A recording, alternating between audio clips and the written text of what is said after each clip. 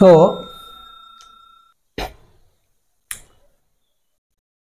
আজকের পর্বে আমরা শিখব যে এই যে পদার্থবিজ্ঞান দ্বিতীয় অধ্যায়ের যে গ্রাফ যে সমস্যা, সেই গ্রাফ আঁকানোটা আমরা একটা শিখব। তারপরে ক্রমান্বয়ে আমরা এই গ্রাফ দিয়ে বিভিন্ন সৃজনশীল সমস্যা সমাধান করার চেষ্টা করব। তো প্রথমে তোমাদের বইয়ে, ফিজিক্স বইয়ে 51 পৃষ্ঠায় অর্থাৎ শেষের দিকে, দ্বিতীয় অধ্যায় শেষের দিকে এই গ্রাফের লেখচিত্রের অঙ্ক আছে। তো লেখচিত্র হতে হতে আমাদের বেগ, ত্বরণ এগুলো নির্ণয় করতে হয়। তো সেই নির্ণয় করাটা আজকে আমরা শিখব। তো সর্বপ্রথম আমাদের বইয়ে যে একটা ছক দেওয়া আছে, সেই ছকটা আমি একটু লিখে নিচ্ছি। যে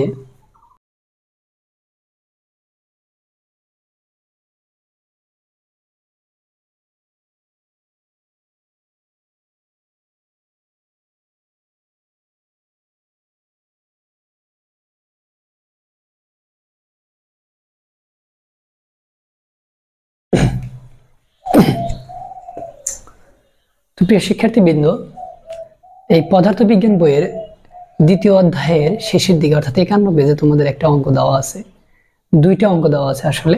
তো আমি একটা অঙ্ক এখানে লিখে নিয়েছি, দুইটা অঙ্ক সেম।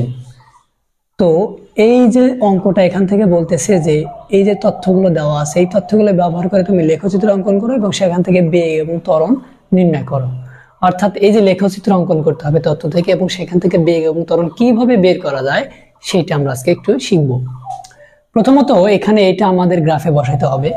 তো গ্রাফ আঁকানোর জন্য তোমরা গ্রাফ পেপার নেবে। আমি বোর্ডেই তোমাদের একটা দেখিয়ে দিচ্ছি যে কিভাবে গ্রাফটা তোমরা অঙ্কন করবে। প্রথমে এরকম দুইটা অক্ষ নেবে, নেওয়ার পরে এটা এক্স অক্ষ, এটা হচ্ছে ওয়াই অক্ষ তোমাদের গ্রাফে থাকবে। তো এই দিকে আমরা সময় বসাবো, আর এই দিকে কি দেওয়া আছে আসলে দূরত্ব। দেখো দূরত্ব দেওয়া আছে মিটার আর সময় দেওয়া আছে সেকেন্ডে। তাহলে এইদিকে আমরা দূরত্ব বসাবো মিটার, তো সময় আমরা বসাবো 1 2 3 4 5, সরি এইদিকে আমরা সময় বসিয়েছি, এটা হচ্ছে 0 বিন্দু, আর এইদিকে আমরা বসাবো হচ্ছে দূরত্ব। তো দূরত্ব 1,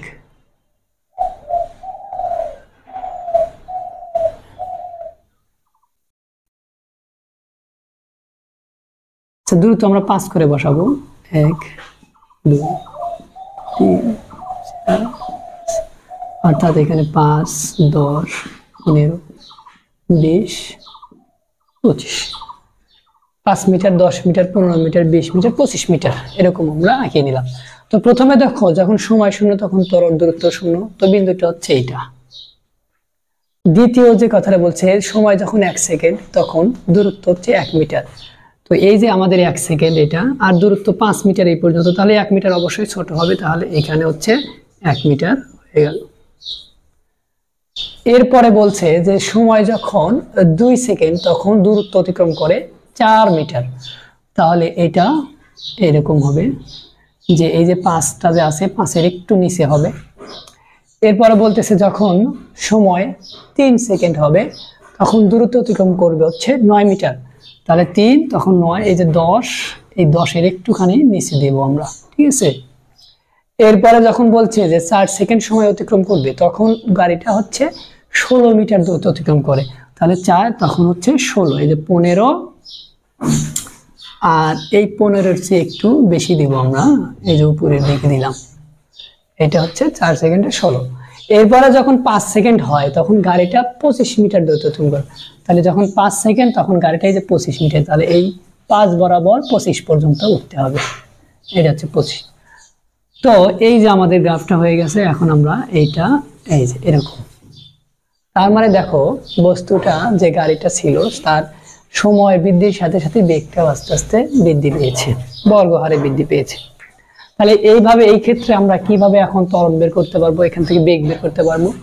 এখানে ও থেকে এটা বিন্দুগুলোর আমরা নাম দেই।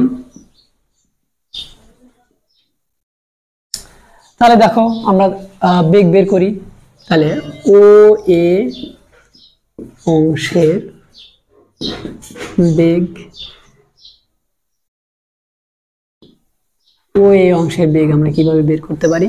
দেখো দেখো বেগ মানে কি? বেগ মানে হচ্ছে আমরা বেগের সূত্রটা আমরা একটু লিখে নিই এখানে, যে বেগ ইকুয়াল টু সরণ ডিভাইডেড সময়। এখানে যেহেতু দূরত্বটা 0 থেকে 1 হয়েছে, তার মানে দূরত্ব কতটুকু অতিক্রম করেছে, তার মানে শেষ বিন্দু থেকে প্রথম বিন্দুটা তোমরা বিয়োগ করবে।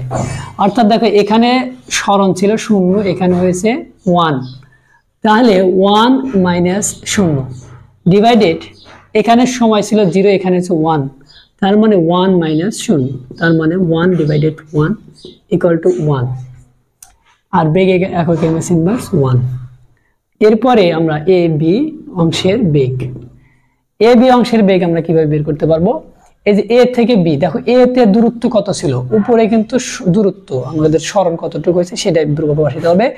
তো উপরে দূরত্ব ছিল 1, প্রথমে এখানে ছিল এ বিন্দুতে 1, তারপরে বি বিন্দুতে হয়ে গেছে কত 4, তাহলে এই 4 বিয়োগ 1, 4 বিয়োগ 1, আর এই এ থেকে বি বি পর্যন্ত সময় কত, 1 সেকেন্ড ছিল 2 সেকেন্ড হয়েছে, তার মানে 2 বিয়োগ 1, তার মানে 3/1 সমান 3 এমএস ইনভার্স 1। এরপরে বিসি অংশের বেগ, তাহলে দেখো বি তে আমাদের সরণ ছিল হচ্ছে 4, এখানে যে 4 মিটার, তাহলে সরি, আর সি তে গিয়ে হয়েছে কত, সি তে গিয়ে হয়েছে কিন্তু 9, এখানে কিন্তু এই যে 10 এর নিচে, তার মানে 9, তাহলে 9 মাইনাস এই যে আগেরটা বিয়োগ করতে হবে 4 ডিভাইডেড, এখানে এই দুইটা বিন্দুর মধ্যে সময় কতটুকু 3 minus 2 equal to 5 divided 1 equal to 5 MS inverse 1। এরপরে সিডি অংশের বেগ, তো সিডি অংশের বেগটা আমরা কিভাবে বের করতে পারি? যে এই যে ডি বিন্দুতে কত বেগ হয়েছে, এই যে 15 উপরে, তার মানে 16 মাইনাস, এখানে আমরা এটা সি বিন্দুতে ছিল 9, অর্থাৎ 16 মাইনাস 9 ডিভাইডেড এই দুইটার সময়ের পার্থক্য 4 মাইনাস 3, অর্থাৎ এখানে 7 ডিভাইডেড 1 মানে 7 এমএস ইনভার্স 1। এরপরে ডিই অংশের বেগ, আর এখানে আছে 25, ই অংশে এই যে 25, এই যে 25 মাইনাস হচ্ছে 16 ডিভাইডেড 5 সেকেন্ড হয়েছে এখানে, আর এখানে ছিল 4 second, 5 minus 4 equal to 9 divided 1 মানে 9 এমএস ইনভার্স 1। এখন এই যে আমরা সময়ের সাথে যখন 1 second 2 second 3 second 4 second 5 second সময়, তখন আমাদের ত্বরণ হয়েছে 1 বেগ হয়েছে 1 3 5 7 9, অর্থাৎ সময়ের সাথে সাথে আমাদের বেগ কিন্তু 1 3 5, অর্থাৎ বেগটাও বৃদ্ধি পেয়েছে। তো এখন আমাকে কি করতে হবে, যে এই যে গ্রাফ থেকে আমরা সময় এবং দূরত্বের গ্রাফ থেকে দেখো বেগ বের করে ফেলেছি, সময় এবং দূরত্বের গ্রাফ থেকে আমরা বেগ বের করে ফেলেছি। এখন আমরা এই সময়ের সাথে এই যে বেগের যে পরিবর্তনটা হয়েছে, সে তোমরা জানো সময়ের সাথে বেগ যদি বৃদ্ধি পায় তাহলে সেখানে ত্বরণ, সেটা হচ্ছে ত্বরণ। তার মানে এখানে কিন্তু সময়ের সাথে বেগটা বৃদ্ধি পেয়েছে, তার মানে এখানে ত্বরণ আছে, সেই ত্বরণটা আমাকে কত সেটা বের করতে হবে। সেটা বের করার জন্য প্রথমে আমাদের এইটার থেকে আগে আমাকে গ্রাফ করতে হবে, একইভাবে আমরা লেখচিত্র আঁকাতে হবে, তারপরে আমাদের সেটা বের করতে হবে। তো চলো আমরা একটু লেখচিত্রটা অঙ্কন করি। এখানে আমরা এই যে তথ্যগুলো আছে এগুলো আমাদের লাগবে, তো সেক্ষেত্রে আমরা এগুলো লিখে নিব যে এইখানে আমরা সময়ের সাথে আমরা কি বসাবো, বেগ, সময়ের সাথে আমরা বসাবো হচ্ছে বেগ, বেগ অর্থাৎ এটা কিন্তু এমএস ইনভার্স 1 এককে থাকবে, এগুলো আমাদের বসাতে হবে। দেখো আমরা বেগ পেয়েছি 1 3 5 7 9, 1 সরি যখন 0 তখন তো 0 1 3 5 7 9। মনে রাখবে যখন সময় শূন্য তখন কিন্তু আমাদের দূরত্ব শূন্য ছিল, অর্থাৎ দূরত্ব যদি অতিক্রম না করে তাহলে তার বেগও থাকবে না, তার ত্বরণও থাকবে না, এই কারণে 0 সেকেন্ডে সবকিছু শূন্য। এরপর আমাদের বেগ যেভাবে বৃদ্ধি পেয়েছে সেগুলো আমরা লিখে নিয়েছি। এবার আমরা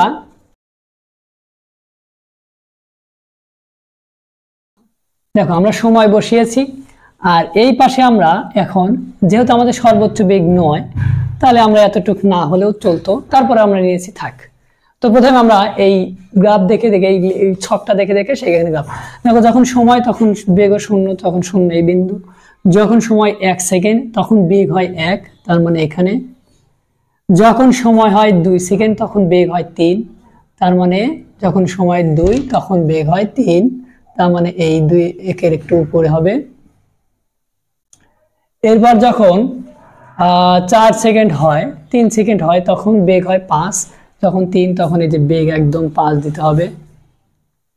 যখন সময় 4 সেকেন্ড হয় তখন বেগ হয় 7, যখন 4 সেকেন্ড হয় তখন 5 এর একটু উপরে দিতে হবে আমাদের। হ্যাঁ, যখন 5 সেকেন্ড সময় হয় তখন বেগ হয় 9 ms ইনভার্স 1, অর্থাৎ এই যে 10 এর কাছাকাছি। অর্থাৎ দেখো আমাদের এখানে একটা সরল রেখা পেয়েছি আমরা, সময়ের সাথে সাথে বেগ একই হারে বৃদ্ধি পেয়েছে। তাহলে এই ক্ষেত্রে আমরা এখন এই বিন্দুগুলোর নাম দিই ও, এ, বি, সি, ডি, ই। এই যে আমরা বিন্দুগুলো পেলাম, এগুলো হচ্ছে কিন্তু সময়ের সাথে আমরা এদিকে কি বসিয়েছি, বেগ বসিয়েছি। কি বসিয়েছি? বেগ। তো এই যে সময়ের সাথে সাথে বেগের পরিবর্তনটা এখানে আমরা দেখিয়েছি। এখন এই যে বিভিন্ন অংশে বেগ যে বৃদ্ধি পেল, এখানে তো বিভিন্ন অংশে ত্বরণ রয়েছে, তাহলে সেই ত্বরণটা কত সেটা আমরা একটু বের করব। তো এই যে ও এ অংশে কতটুকু ত্বরণ আছে, অর্থাৎ ও বিন্দুতে 0 বেগ ছিল কিন্তু বেগ এখানে আছে 1, তাহলে ত্বরণ, তাহলে ও এ অংশের ত্বরণটা কত? ও এ অংশের ত্বরণ হবে হচ্ছে যে আমরা জানি ত্বরণ সূত্রটা লিখে দিই আমি, ত্বরণ ইকুয়ালটা হচ্ছে বেগ ডিভাইডেড সময়। দেখো বেগ মানে কি, কতটুকু বেগ এখানে হলো সেটা আমাকে দেখতে হবে। তাহলে এখানে বেগ ছিল 0, এখানে এসে 1, তাহলে বেগ কতটুকু বৃদ্ধি পেল? 1 মাইনাস 0 ডিভাইডেড 1 মাইনাস 0। সবসময় যে অংশে বের করতে বলবে তার এখানে কত বেগ আছে, এখানে কত বেগ আছে সেটা মাইনাস করবে, এখানে কত সময় আছে, এখানে কত সময় আছে সেটা মাইনাস করবে। তাহলে এখানে 1, এখানে ছিল 0, তাহলে 1 মাইনাস 0, তার মানে কি 1 ms ইনভার্স 2, ত্বরণের একক ms ইনভার্স 2। এরপর এ বি অংশ, যেটা এ তে ছিল 1, বি তে এসে হয়েছে হচ্ছে আমাদের এই যে 3 মাইনাস 1 ডিভাইডেড এখানে 2 মাইনাস 1, তার মানে 2 ডিভাইডেড 1 মানে 2, তার মানে এখানে 2 নিচে 1 থাকে, সেটা লেখার আর দরকার নেই, আমি লিখলাম না, আমার এখানে জায়গা কম। এরপরে বিসি অংশের, এই যে বিসি অংশ, তাহলে বিসি বিন্দুতে বেগ কত ছিল? সি বিন্দুতে বেগ ছিল হচ্ছে আমাদের 5 মাইনাস এই আগেরটা 3 divided 3 minus 2 equal to 2 ms inverse 2। এরপর সিডি অংশের ত্বরণ, তাহলে সি বিন্দুতে হচ্ছে এটা সিডি, তাহলে ডি বিন্দুতে বেগ হয়েছে হচ্ছে 7, তাহলে 7 মাইনাস হচ্ছে আগেরটা হচ্ছে 5 ডিভাইডেড সময় 4 minus 3 equal to 2 ms inverse 2, এখানেও 2 ms ইনভার্স 2।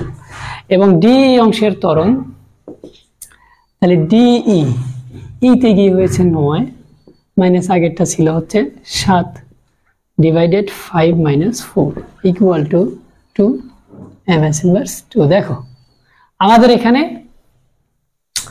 সব জায়গায় একই রকমের ত্বরণ আছে, শুধু ও এ অংশে একটু কম ত্বরণ রয়েছে। তো এখন আমাদের কি করতে হবে, এই যে বিভিন্ন অংশের আমরা ত্বরণ বের করলাম, সব জায়গাতেই আমাদের ত্বরণ রয়েছে। তাহলে এই যে ত্বরণটা বের করলাম, এখন আমরা গ্রাফে কি করব, এই ত্বরণটা বসিয়ে দেব। তার আগে আমাদের এই যে সময়ের সাথে প্রত্যেকটা সময়ের সাথে আমাদের কি পরিমাণ ত্বরণ হয়েছে সেই ত্বরণগুলো আমাদের এখানে লিখে নিতে হবে।